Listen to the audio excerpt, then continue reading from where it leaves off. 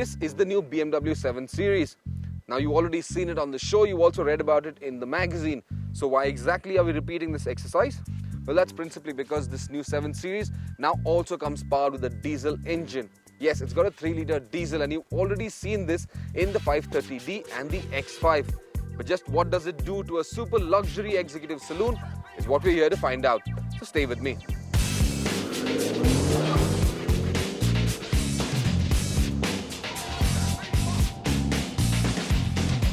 Now, I'm not going to get into much detail with this car's styling and how Hui Dong is trying to dim the bangle effect, and how for once I am not inspired by a BMW interior. This is one Beamer which, having taken away the focus from the driver, is no longer impressive to me. But contrary to popular perception, the 7 Series is a brilliant driver's car, and that perception hails from another quarter.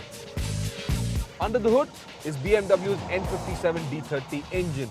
It's a straight 6 24-valve common rail diesel engine, and it's assisted by a variable geometry turbocharger that helps it make around 245 PS of max power and an enormous 540 Newton meters of max torque. That's a perfectly adequate engine for a car that's this large and this heavy.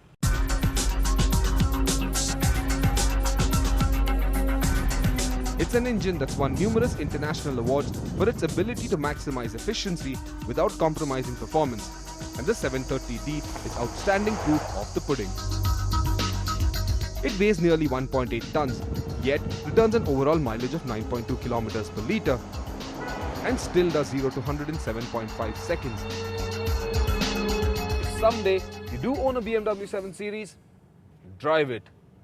It's a phenomenal experience. There's a huge amount of power and torque at your disposal, and then despite the dimensions of this car, it's long, it's wide, it's heavy. It's a very nimble car to drive, both in the city and out on the highways. The aerodynamics of this car, the handling package and the easily visible edges make maneuvering the 7 Series relatively simple.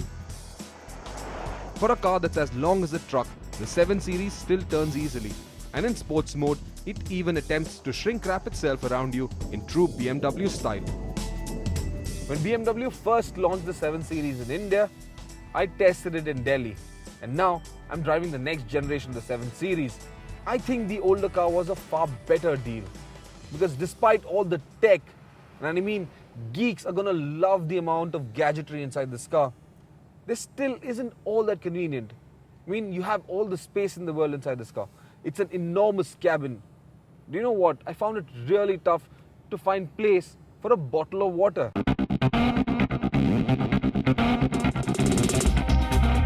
Now, I never thought I could find a flaw or an oversight in a BMW. But that takes away little or nothing from the charm of this car. The 730D at 73.6 lakhs ex-showroom Delhi is then a fairly sensible buy. So to come back to the question we asked at the beginning, just what does the 3-litre diesel do to the 7 Series? Well, it makes it a very economical car. Relatively speaking, of course, but then this engine is refined, it's smooth, it's powerful, and it offers decent performance. But then, used in the 5 Series, it makes that car spectacular. But out here in the 7, well, it's a healthy, efficient engine. I would have liked some more horsepower, but then if that's what you're looking for, you need to look at the petrol.